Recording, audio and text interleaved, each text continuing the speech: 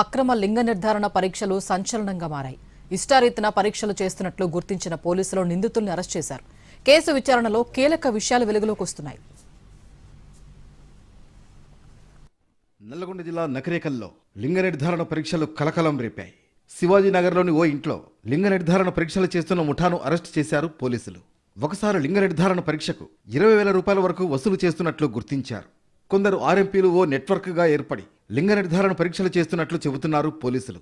3 ఆర్ఎంపీలను arrest చేసిన పోలీసులు పరారీలో ఉన్న మరో 2 ఆర్ఎంపీల కోసం గాలింపు చర్యలు చేపట్టారు. పరారైన వాళ్లలో నల్లగొండకు చెందిన కత్తి కనకారెడ్డి, ప్రశాంత్ ఉన్నట్లు తెలిపారు.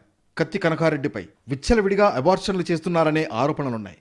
పట్టుబడిన వాళ్లపై గతంలోనూ లింగ నిర్ధారణ కేసులు నమోదైనట్లు గుర్తించారు పోలీసులు. నిందితులపై చట్టపరంగా చర్యలు తీసుకుంటామని చెబుతున్నారు. కొంతకాలంగా నల్లగొండ జిల్లాలో చట్టవిరుద్ధంగా గర్భస్థ శిశువు లింగ నిర్ధారణ జరుగుతోందని చెబుతున్నారు పోలీసులు. పట్టుబడిన నిందితుల్లో 3 గతంలో లింగ నిర్ధారణకు పాల్పడి జైలు పాలైన వాళ్లుగా గుర్తించారు. కాసులకు కక్కుర్తిపడి గర్భిణీ కడుపులో పెరుగుతున్న పిండం ఆడశిశువా లేక మగపిల్లాడా అనేది పక్కాగా నిర్ధారిస్తోంది ఈ ముఠా. ఆడపిల్ల అని తెలిస్తే చాలు అబార్షన్ చేయడానికి ప్యాకేజీ మాట్లాడుకుంటారు. ఈ ముఠా సభ్యుల్లో కొందరు ప్రైవేట్ ఆసుపత్రుల్లోనూ పనిచేశారు. మరికొందరికి ప్రైవేట్ ఆసుపత్రులు నిర్వహించిన అనుభవం కూడా ఉంది. ఓ ఆర్ఎంపీ లింగ నిర్ధారణ పరీక్షలు తన ఇంట్లోనే చేస్తున్నాడని తేల్చారు పోలీసులు. అవసరమైతే కారులో లేదా గర్భిణీ ఇంటికి వెళ్లి లింగ నిర్ధారణ పరీక్షలు చేయడానికి కూడా వీళ్లు వెనకాడటం లేదు.